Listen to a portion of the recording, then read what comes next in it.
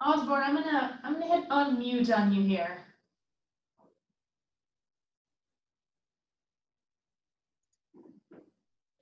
Can you hear us, Osborne?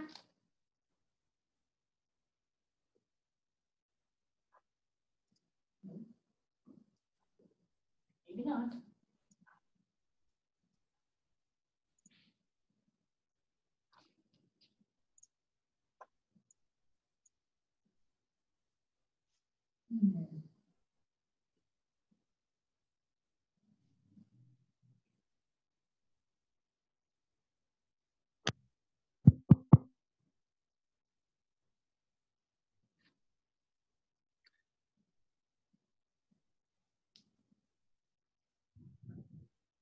Let's see. Could be having some audio issues.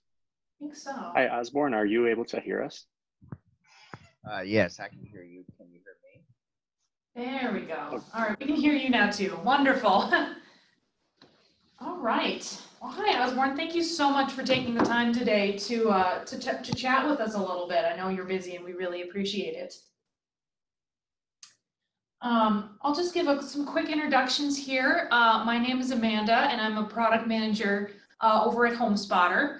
I've also got Nate on the call. He's our creative director. And we're just looking for some feedback from some wonderful real estate agents like yourself who use the HomeSpotter app.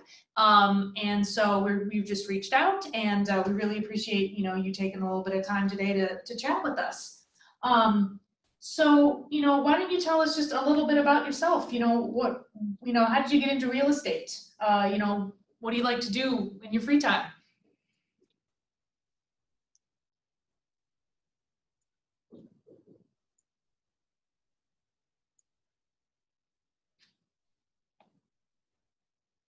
Uh-oh, I think we lost you again.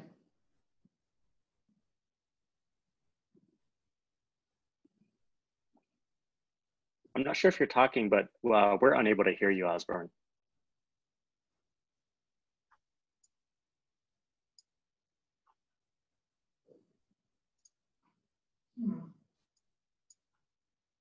Seem to be unmuted. Can you hear me now? Yes, we can hear you now. Yes, we can. Oh, okay. Okay. Well, the way that I got into real estate is I was a counselor. I probably still am a counselor. I still have the ability to counsel first-time home buyers, helping them become mortgage ready. And I also teach a class on home ownership, the completion of which entitles people, or I wouldn't say entitle, but it enables them to access down payment and closing costs programs. So I thought I would just, just extend that into real estate. So I still work primarily with first-time home buyers as a realtor. So I'm not the type of realtor that you might normally think of. Sure. I'm not out there beating the bushes for clients, or I don't serve the $500,000 clients. I'm just I work with the real estate company that I'm the broker for is actually owned by a nonprofit, and it's an affordable housing organization. And so primarily I list homes, but I do represent buyers from time to time. Okay. That's cool. That's really interesting. And what do you like about being a real estate agent? You got into this niche, and how long have you stayed as an agent? Well, I think I've been an agent for I think it's 6 years, probably going on 7 years. Real estate is okay. I mean, it's not something I would necessarily choose to do, but that doesn't sound right either. What I like about real estate, especially on the listing side, is that I'm in control of my time. So I can list all day long, so to speak, and I don't have to be out representing buyers. Like I say, I do represent buyers Mhm. on occasion. I've got 2 or 3 buyers that I'm working with now, but I tend not to like representing buyers because their time, I can't control my time. They control my time, and um, I like to be in control. So that's Sure. it. I'm probably older than the average real estate person. So this is kind of I won't say it's a second career for me. My career has been in healthcare. I was a hospital administrator and worked in hospital systems. And the way that I got into real estate is after that I started in the restaurant business, and I was in that for about 8 years, and I got out of it because I wasn't making any money. And I had a friend who owned a mortgage company, so Mhm. I worked with him for a little bit and basically kind of understood why a lot of people couldn't buy homes is because they just didn't know what the rules were. And so, I sort of understood the formula, and that's how I got into counseling. And there's not a whole lot of money in counseling, so I kind of just, I don't want to say drifted in real estate, but real estate sales is kind of a natural evolution from that. And so uh, that's how I got into real estate. That's basically why I stay in it. I like working with a nonprofit because that's, the area that I mean, all my career has been in helping people. So um, the aspect of real estate that really helps people is the first time home buyer. Yeah. Yeah, absolutely. Well, you don't hear that a lot, kind of the real estate as the helping people aspect, that's really great. What don't you like about real estate though? You say real estate's okay, but what's not okay about it? Well, I don't consider myself a salesperson. So to really be successful in this, you've kind of, you have to kind of want to go out there and sell yourself and sell your services and that sort of thing. And I'm not, I don't have that kind of orientation. I'm not an extrovert, so to speak. Uh, I like to, I like to be of service to people. So I like for people to need what I'm selling. You know what I'm saying? Yeah. Versus going out and trying to create sales. It that's a part of me that or an aspect that um, I don't like doing. Like I say, I don't mind. I like the listing part because that's my background is in administration and it's in paperwork and all that sort of thing. So writing up purchase agreements and listing homes is basically all paperwork, and so that doesn't bother me. I kind of enjoy that. Whereas going out and actually trying to convince people to list their home or try to engage them in a buyer relationship, that's more of an extroverted type of activity, and it's like I say, it's more of a sales kind of thing, and I'm just not oriented in that direction. Sure. Yeah, no, that makes sense. Absolutely. So, do you use the HomeSpotter app right now? I do. I do. I use it. Well, I mean, the 2 primary ways that I use it,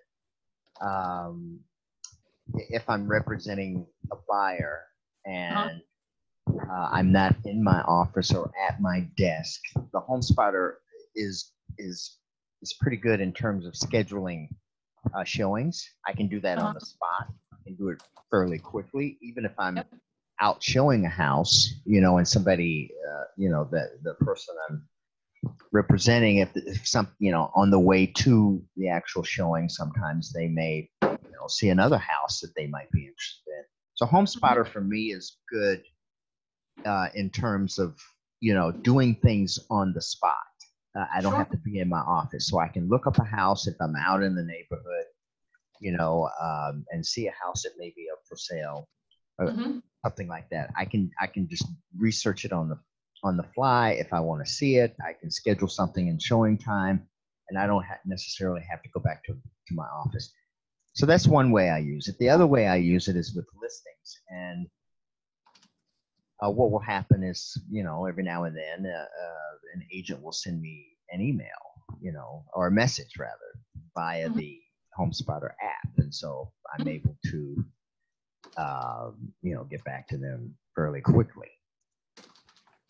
That's awesome. So those And those are what the kind- two. Those are the two. I mean, I may do it for research a little bit, my own personal research. Like I say, if I'm in a neighborhood or something and I see a house that I like, I may be curious about what the price of it is and that sort of thing. So I may look the house up. Yeah. Yeah, I do that all the time. I'm out looking around and I'm just curious about what kind of, I'm not looking for a house, but I'm always just kind of curious as to, Right. what You my may neighbors see a will- house. Yeah. The design may be unique, or Yeah. and you may think, oh, I wonder what that costs, and so, Absolutely. you might say, okay, what's in it? How many bedrooms does it have? It looks I- kind of interesting. And so, yeah, I'll look it up. For sure. Yeah, what kinds of messages what kinds of things do agents usually, send you a message about through the app? They may send me feedback. They may ask a question. Some of the houses I list, because they are first-time home buyer type homes, or they're listed by the nonprofit that that I work with. There are a number of requirements that a buyer has to fulfill, a number of hoops that they have to come through. So they may ask me a question about a listing. I guess that there's a third way that I use the app, and I forgot about this, and that is I use it as kind of a branded app. All these big organizations have their own house finders and all that kind of stuff. Mhm. I will send the app to some of my buyer clients and let them use the app to look at houses or look up information or stuff like that. So that's the third way that I use it. I forgot about that. Yeah. Oh, that's great. That's the third way. Yeah, that's the third way. But agents send me messages usually associated with questions. They want information about, where does my client go to, get this done with respect to qualifications for purchase, that sort of thing. Mm-hmm. Oh, that's great. And have you ever looked up one of your MLS contacts in the HomeSpotter app? One of my MLS contacts, like another realtor? No, one of your buyers or seller, one of your buyers that you put in like the matrix system.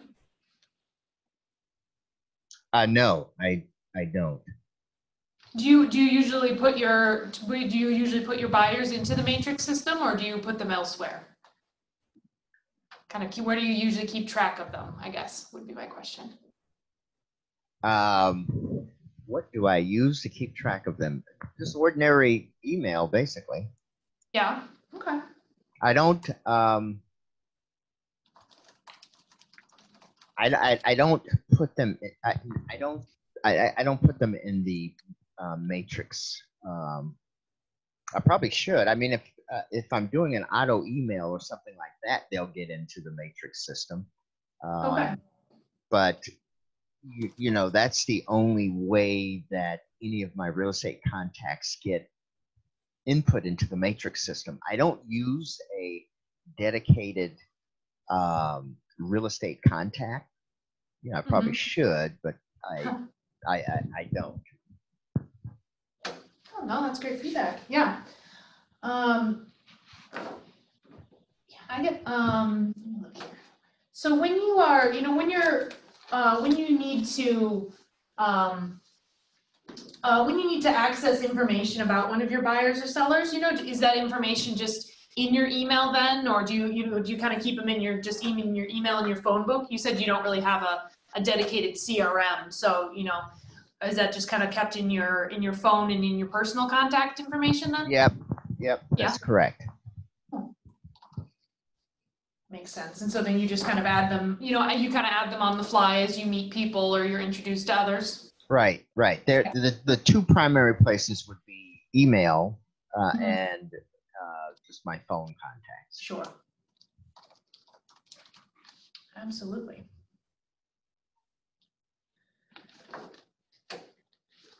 it might be nice to, keep a separate contact list for people that I have represented, either as a buyer or as a seller for, maybe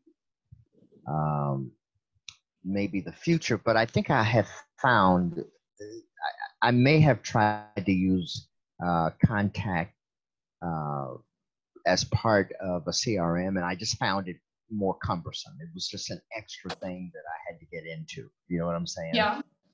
Yeah. Do you remember which CRM you were using?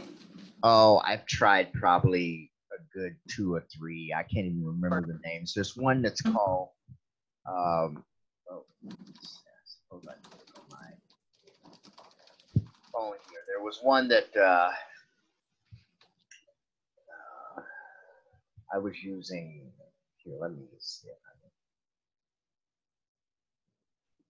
There was one that I was using that went out of business recently that I actually went back to, and I liked it. There's one that I use that I use, but it's too skinny, so to speak. Is Real Office 360. That's one that I still have up, but I found that I didn't care for that. Then there was another one. Let's see what the name of that one was. It went out of business not too long ago. And that one I sort of liked.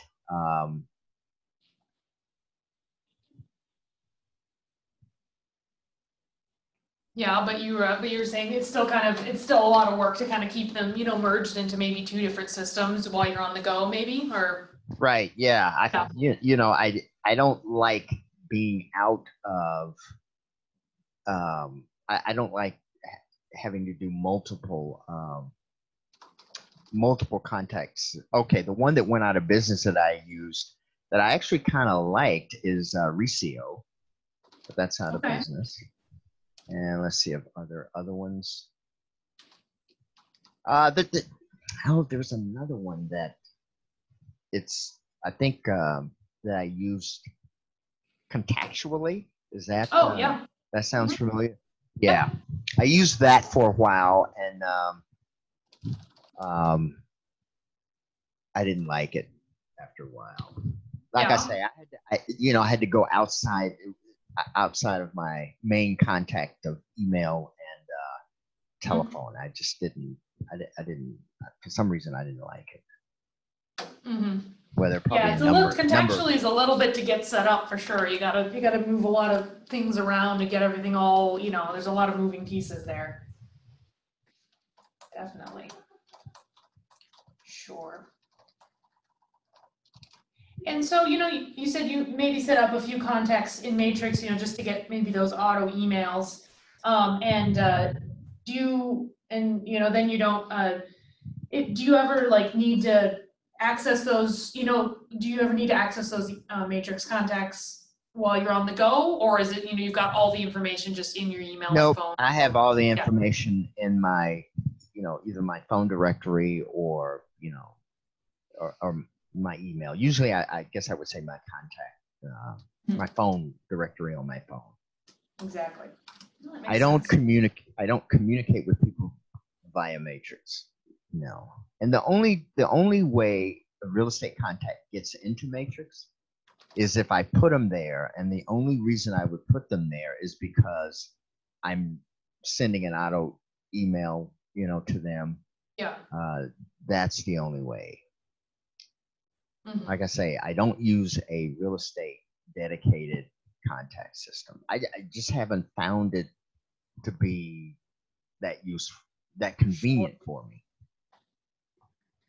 No, that makes sense. Absolutely. Yeah. Let me see.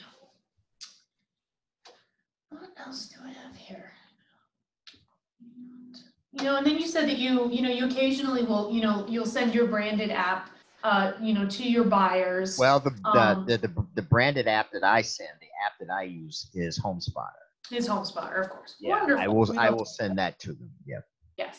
Yes. And do you get feedback from your from your buyers on the app, you know, about how they like it? Sometimes I will get feedback. They will ask me questions about homes, or they'll say, "Hey, I want to see that," or something like that. But no, I don't get feedback on the app itself.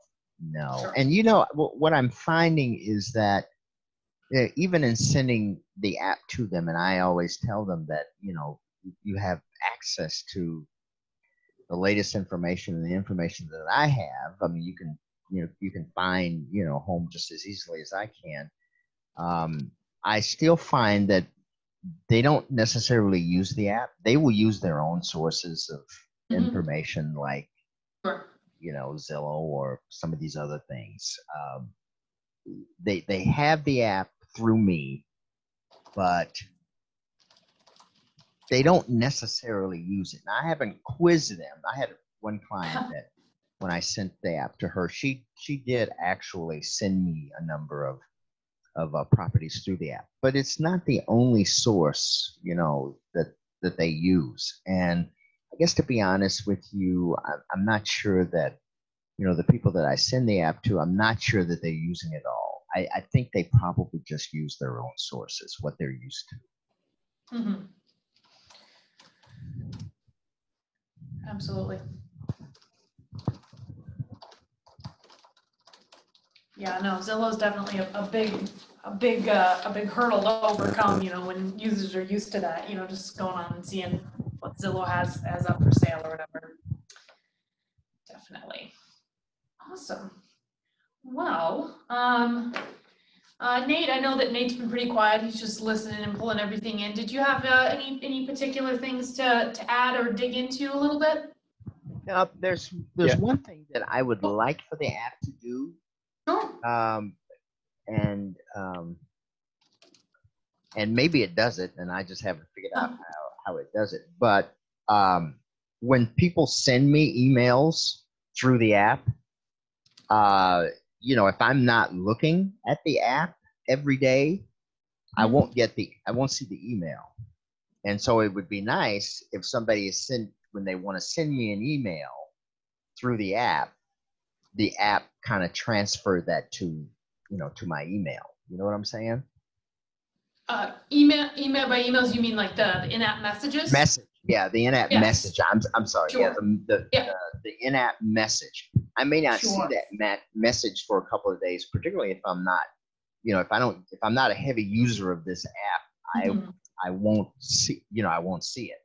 But I Sure. have all my real estate apps grouped together, so I'm usually doing something in real estate every day. So if I go to this group of real estate apps, I'm going to see that little, you know, that little number that says that I have a message. So I'm able to respond to messages, you know, pretty quickly. But I was just thinking it would be nice that if that message, once it's sent, it could also be sent to my email address or an email address, so that I know that it's there and I can probably respond to it pretty quickly, because I check my email all the time. I can respond to messages pretty quick, you know. Sure. There's no lag time.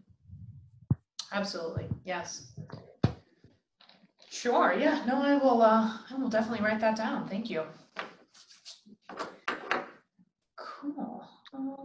Yeah, that's great feedback. So I do have a question.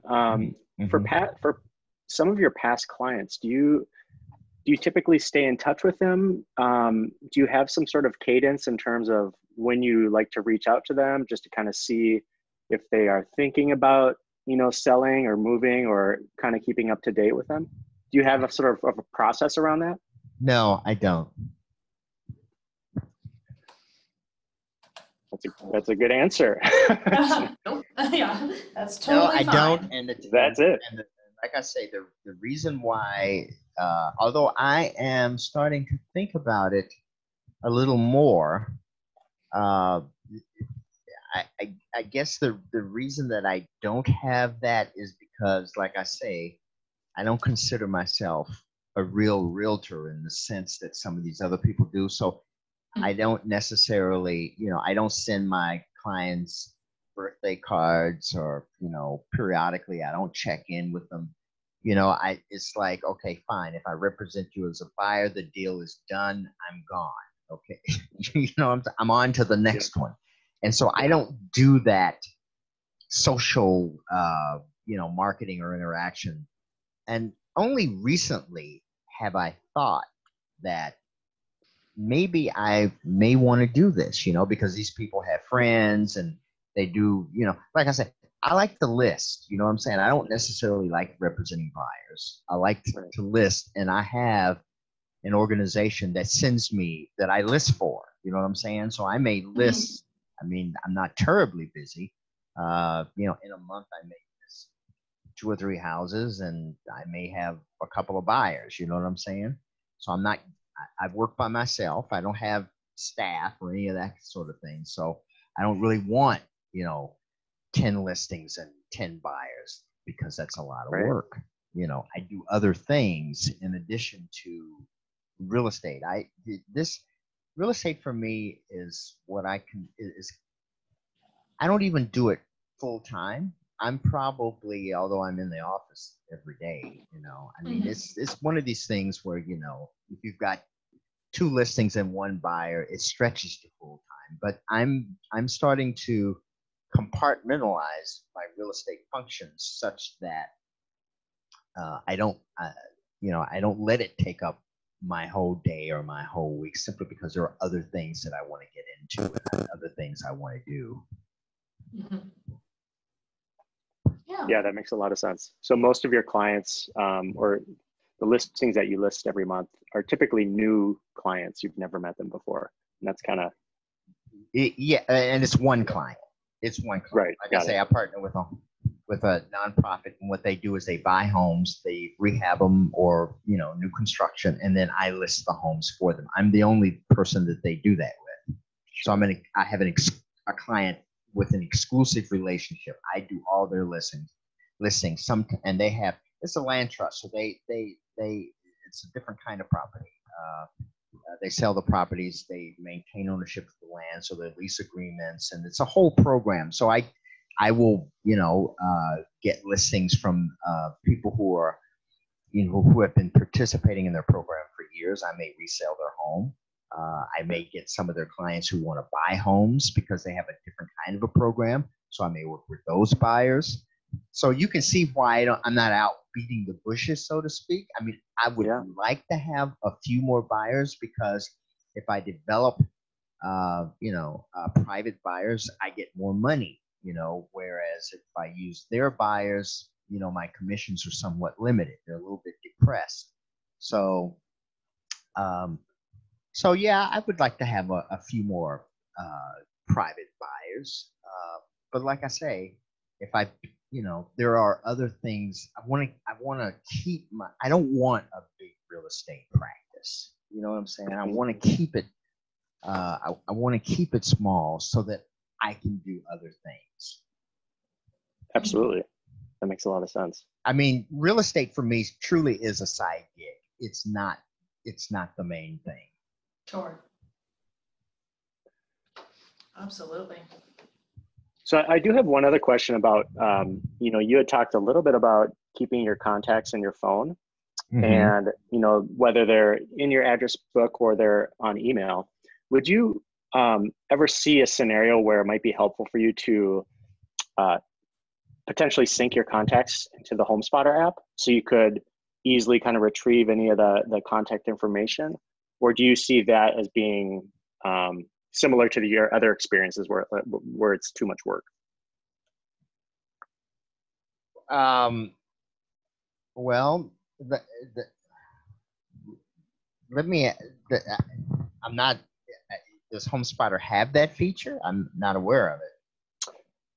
No, we're looking into contacts and how we manage contacts. If I could keep my real estate contacts together, and what I mean by that, telephone numbers, email addresses, probably some other contact information like let's see, did I say phone numbers? Yeah, I think I did. Phone numbers, email addresses, maybe addresses. if I could keep my real estate contacts in one area, that would be fine. I wouldn't have a problem with that. I wouldn't have a problem with that, because what I would like to do is to eliminate those those real estate contacts from my regular phone directory. In fact, sometimes when I have a buyer, it's just convenient that be able to get them on the phone, to use your phone, to call them. And so when they call, you want to see them come in. But sometimes what I do is I delete their contact information, because I don't want it clogging up my my phone directory, so it would be nice to be able to shift that information to a different directory, Right. And it sounds like the one frustration that came up previously was having to manage multiple contacts in different places, like a CRM. That felt kind of complicated. Yeah. Right.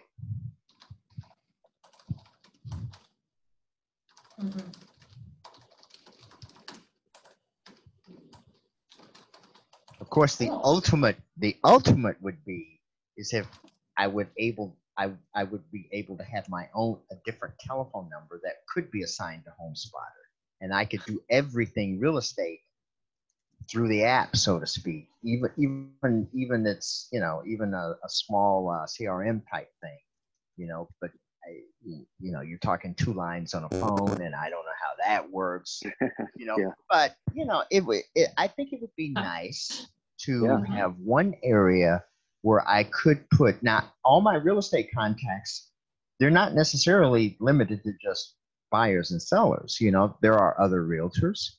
If I can have them in there, it would be nice to be able to quarter off my business to 1 or 2 apps, and then work through those apps really quickly, Right. For sure.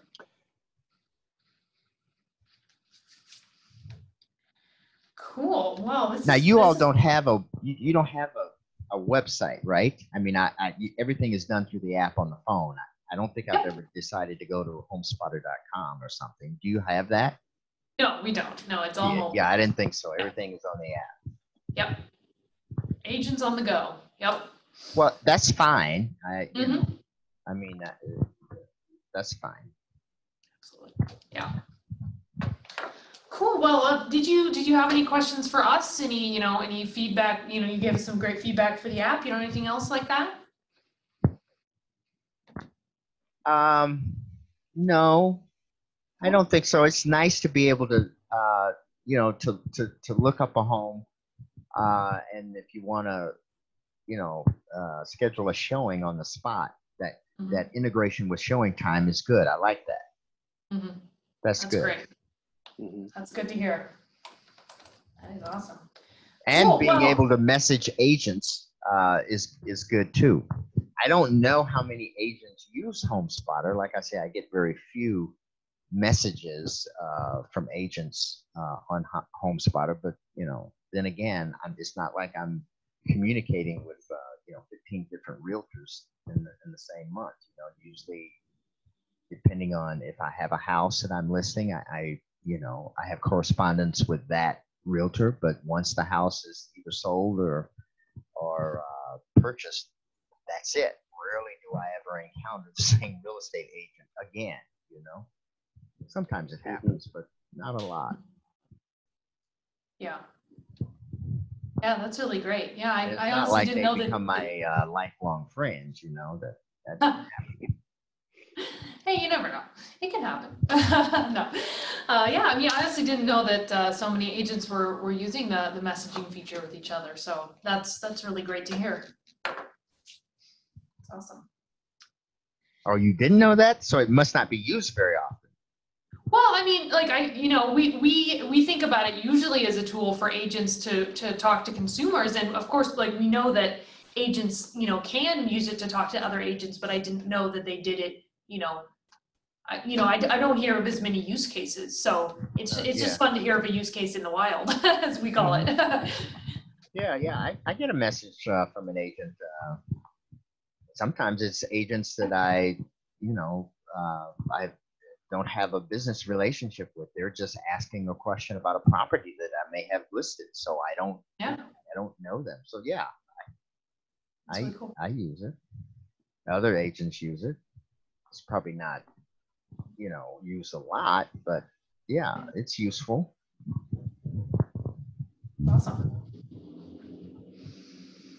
Cool. Well, your feedback has been really wonderful. We really thank you for taking your time.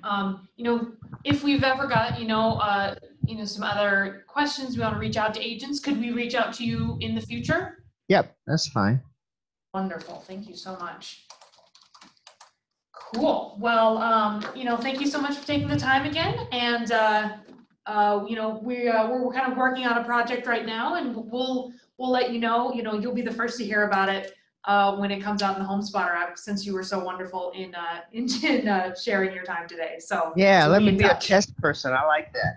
Oh yeah, we certainly will. Yes, that's wonderful. All right, thanks so much. Have a great day. All right, thank you. Thank you, Osborne. Yep. Bye. Bye bye.